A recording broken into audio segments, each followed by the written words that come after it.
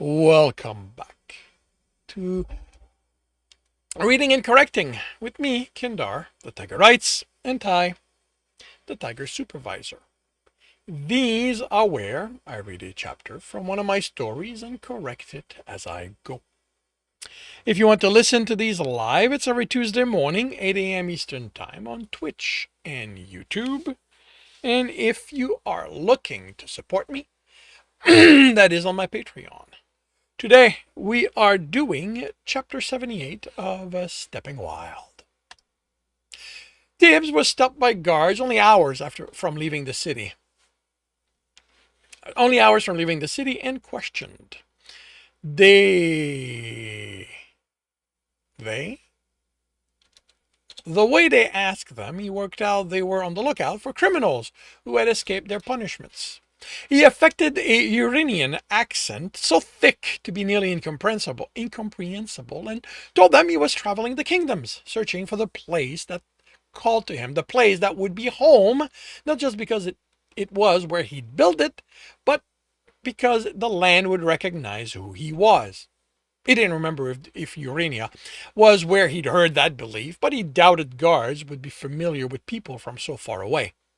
They debated bringing him back anyway, since they didn't have the description for the escapees, but decided that he couldn't be one of them since he barely spoke the language. It happened twice more before the sun set, and again the next day, not long after the sun reached its zenith, each time to the same result, although the last guard barely listened to his answers before sending him on his way. Later that day, the road turned sunsetward. It was 2 days before he encountered guards again, more alert than the previous ones, but to help with his story, he hadn't washed since leaving the city, or gotten out of his clothing. He'd also pushed fever essence into his beard and hair, which had caused them to grow faster. He didn't reek as much as if he'd been trekking for the weeks he claimed, but for people used to staying clean, it was enough. Nearly as soon as he spoke, they sent him on his way. 3 days later, another set of guard took one look at him, and they argued over which would question him. They were the last guard he encountered. 12 days after leaving the city, Tibs found a village. If not for his sense, he would have walked by without pausing. It was well away from the road well away from the road among the trees, and he only found the trail leading to it because he sensed the people there and knew there had to be one. They had gone to great lengths to hide it. The amount of life essence there made him suspect why. He made himself presentable, made himself a weary traveler instead of a nearly bestial one. He was met with suspicion by those who noticed him approaching, but they didn't stop him. Part of the wall, Sunset Ward, was being taken down while buildings were being constructed. Even this close, the life essence within the town was so close to. Even this close, life essence was so close together. So tight. Even this close, the life essence within the town. It's not a town, it's a village. Within the village was so tight he had trouble telling people apart. The mix confirmed that if not everyone the quiet rebellion had helped escape the city was here, this had to be where most of them were. People in worn city folks' clothing huddled together between buildings with oiled tarp strung to keep the rain from them and rough bedding by the walls, with oiled tarp to keep the rain from them and rough bedding by the walls. Planks on the ground for tables. With the amount of jostling he was subjected to, he was unable to keep his fingers out of pockets, but they came away with nothing. He found the tavern by the sense of the ale in their butts, and headed towards because the dining room wasn't crowded. A massive Man leaned against the door, and people gave the building a wide berth. He became alert as Tibbs approached it. "Tavern's closed," he said. Tibbs glanced at the open window and the man and woman he could see there. It doesn't seem to be. He kept his Uranian accent, but lightened enough communicating wouldn't be a problem. "It's close to the likes of you," the man replied, crossing his muscled arm over his chest. Tibbs looked around at the city folks making the best of the outdoor accommodations they had. The village generosity doesn't extend to travelers needing to parch their throats. Drink out of the rain barrels. I prefer ale over water. The man stepped forward, his expression darkening. "I don't fucking care. You can go drink piss for all I care. We didn't ask for the lot of you to come here and eat our food." "I can pay for my ale," the man snorted. "Like any of you ran off with more than the clothes on your back." They produced 3 coppers. The man's expression barely changed, with only hints of thoughtfulness being added. "Don't move." He opened the door, looked in, and then motioned to someone. A woman nearly as muscular as the man stepped to the doorway and listened to what he said. She looked at Tibbs. "You can pay?" He showed the coppers. "Fine. But the moment you're out, I'm throwing you out. I don't need useless city folks crowding my tavern." The dining room could sit 50, and not even a quarter of that filled it. They all watched him. They all watched him. The clothing was mostly leather from the animal in the forest, he expected. A few were hunters. One was making arrows with metal points. They were damaged and worn, so had seen use. The quiver was out of sight and had 8 arrows in it. A pouch at the woman's belt had more, a handful at least, by the size of the mass of essence. He didn't sense a blacksmith in the village. Had she traveled to buy them, or were they something that had been in her family for a time? They felt in good enough condition to be recent, but Tibbs hadn't studied how essence behave when metal weapons were well cared for. "You going to drink?" the barkeep demanded, "or you plan on paying to ogle the people here?" He sat at the bar and placed a copper on the counter. She filled a tankard, placed it down, and considered him. "Tell you what, you tell me how it's going in the city, and I'll pay for this one." "Hasn't any of them updated you?" "They don't get into my tavern. So what'll it be, the copper or a story?" "They've had a troublemaker," he said, putting his finger off the copper, but not pocketing it. Asking his questions would take more than one of them. Someone in bright colors harassing the guards. Heard they threw silver around. "Heard about him, some roamer fellow," she said, "pissing off the city bosses pretty badly, from what I hear." He shrugged. "Didn't hear about any of that while I was in the city." He affected a thoughtful expression. "Heard about the guards getting into fights with one another. Something about favoritism, I think. Oh, as I left, I heard criers proclaim that roamer's been caught." "Don't believe one thing the city folks tell you," a man said, stepping to the bar and leaning on it. "They'll say anything to keep control." He raised his tankard. "Darna, may I?" He winked at Tibbs. He kept looking at him while she filled it. He didn't touch it once she put it on the counter. "Tell me, where are you from? That accent is so charming." The smile and look he gave Tibbs gave him a sense of what he was after. "Leon, don't you have enough already?" He looked at her, offended. "Darna, I never have enough. You should know that by now." She rolled her eyes. "Don't let my brother take you into any talk you into anything you don't actually want to do." Tibbs looked from one to the other, trying to find resemblances. Don't hurt your eye. Don't hurt your pretty brown eyes trying. We both take after our respective fathers. You take after Mom when it comes to your bed. Donna countered with a bit of heat. "If you'd listen to what she taught us instead of gallivanting into the forest for adventure and big muscles, you would too." She gave Leanne a worried look, then focused on filling tankards. "You're not taking me to bed," Tibbs said, "but I'm from Urania." "Why not? I'm very—" "Leanne," Tibbs put as much severity in his tone as he could without sounding angry, "I don't care how good you are. It isn't happening." "Oh, You just don't, or you only do it with women? For all that, she'll protest, my big sister does enjoy a good-looking man. Leon, she said in exasperation, I just don't. Okay. He said, so what's your India like? Where is it? And why would you come here? The easy acceptance put Tibs momentarily off balance. Nearly every time his lack of interest in sex came up, the other person had trouble understanding it. The more they liked the sex, the harder they tried to convince him he should too. He couldn't remember one time before now when him simply saying it was enough. I don't know where it is in relation to here. I've been traveling for a long time and I didn't make maps. As for what it's like, he doubted it mattered, but he tried to remember something of his time there. Cold. The cold season's long, the hot one short. Houses are made of thick stone. The folks there are warm-hearted, friendly, and always willing to help someone out.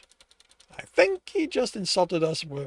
He just accused us of being cold-hearted, a woman said, settling at the bar on Tibbs's other side. She placed the quiver on the counter. Darna, what's your brother preparing for us tonight?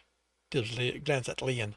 Other brother, he said, from a different father. So don't try to see a resemblance. Also, don't try to count how many siblings they have, the hunter said. I don't think Orina was ever not pregnant. I am so glad that isn't something I am so glad that is something I don't have to worry about. Leon said, but how many little ones are out there actually yours, Leon? Darna asked. How should I know? None of them have come calling me Papa. He grinned at Tibbs's raised eyebrow. I can never have enough, man or women. Doesn't matter to me. And it seems like they never have enough of you, Darna said, giving the hunter a reproachful look. She laughed. Trust me, if you two weren't related, you'd be enjoying him too. I am very enjoyable, Leon said, then raised his voice. Aren't I? A lot of I, responded, and he beamed with pride. As for what Chuck will have for you lot, that's the stew made of the deer meat you brought in with some of the root vegetables we have left. What's the forest like? Tibbs asked, and Darna and the hunter tensed. What's your interest in it? The hunter asked. He shrugged. Some forests have more root vegetables than others. Maybe I can find some and help. You don't look like a forest dweller, she said. He chuckled. That's because I went through a city. I've spent a lot of time traveling alone and living off what I found in forests. The look the two exchanged made him wonder what he'd accidentally stepped in. Don't let them scare you off, Leon said. Everything's secret to city folks. Everything's a secret the city folks can't know about. He rolled his eyes. I say that if he can help, let him. Never thought I'd say that, but I'm getting tired of eating meat, mostly meat these days. That's the biggest load of bullshit you've ever said, Lee. A man sat wrapping his arm around Leon and nuzzling his neck. You never get enough of meat. Leon patted the man's head. Different kind of meat, Coral. But you're sweet for saying that. And you be. Coral asked. I've been hearing you talk with them for a while, but not one of them asked. Not one of them seemed to ask for your name. Talian, he replied. Don't you even think about it, Coral, Leon said as the man grinned. Tibbs looked from one to the other. You said to Tylian, Darna said. No, I just gave my name, which is Ty. Oh, I guess if it's easier, you can call me Ty. And I'm Rachel, the hunter said. I'm somewhat curious. Why do you want to help us? I'd like to take a break from traveling for a time, and I figured you'll be more likely to let me stay if I'm useful to have around. The village was as good place as anywhere for him to return to when he wasn't searching for the dungeon. Donna and Rachel exchanged a look. I don't think you should wander into the forest alone, the hunter said hesitatingly. But I could take you along when I go hunting tomorrow. Is the forest dangerous? It's a forest, she replied. They're all dangerous to those who aren't ready for it. If I help, what can we arrange for lodgings? I'd offer you my bed, Leon said, but you've already said no. If you aren't difficult, Darna said, there's the attic. Not all that much to store there at the moment. I'm good with an attic. Rachel was at the tavern before the sun was more than hinted at by the color of the sky, the color in the sky, the color of the sky. And she was surprised Tibs was already up. The village was quiet as they exited it nadir. The spaces between buildings were packed with sleeping people. Past the wall, you know what?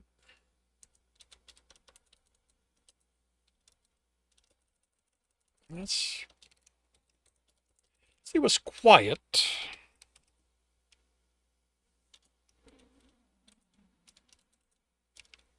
The city was quiet. The spaces between buildings packed with sleeping people. As they exited, as they exited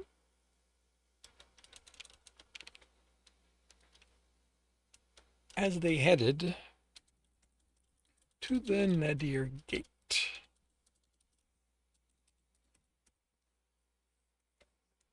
Past the wall, the field was recent, with the earth freshly turned. Further, they came to fresh stumps, then felled trees, then equipment ready to use to fell more of them. You've been here longer than there's been trouble in the city, he said. Why hide the village? What makes you think we're hiding? The path from the road isn't easy to find, and the new fields are only on the side of the village away from the road. Those are because of the current trouble. If we could have avoided getting the initial refugees, I expect more people here would have been happier without it than not.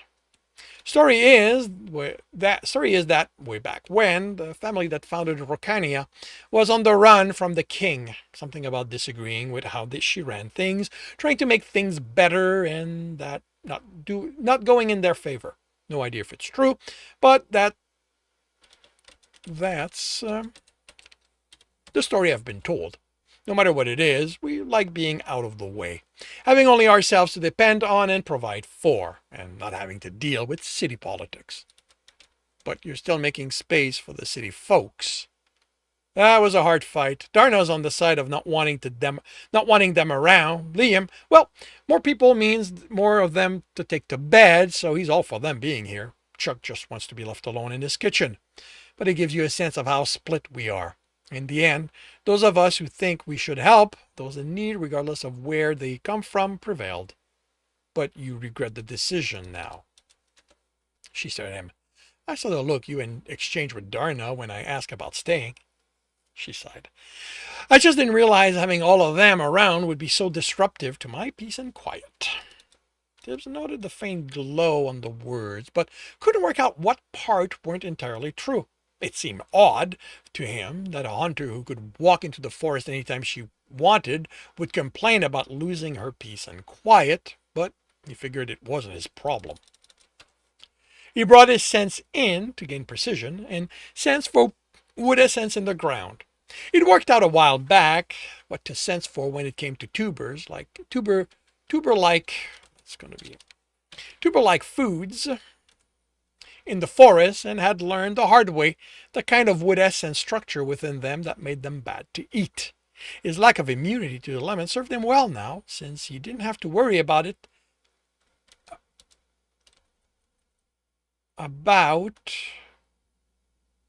He didn't have to worry about he didn't have to worry about if what he dug out would be poisonous to anyone else. He stayed where she told him when she picked up a trail, and he sensed her as she hunted. He used the time to extend his sense, searching for anything out of the ordinary in it, but had nothing by the time she brought down one of the area's many deers. She ignored the carcass, instead searching for the arrow that missed its target, then retrieved the broken off tip before returning to the carcass. She got him, and he went back to gathering tubers while she finished preparing the carcass. That's a lot. Ta, ta, ta, ta. Retrieve broken metal tip before returning to the carcass. You know what? This can just be it. Preparing it to carry back. And that concludes chapter 78 of Stepping Wild. If you are enjoying this, please leave a like. If you want to know when the next story will be up, subscribe and hit the bell. If you want to read this story, it is up for free on Royal Road. If you want to support me and read ahead, that is on Ream Story. I think we're 20 chapters ahead or something like that. And if you are looking to listen to these live, it's every Tuesday morning, 8 a.m. Eastern Time on Twitch and YouTube. Links are in the notes, and with that, I shall wish you a good day.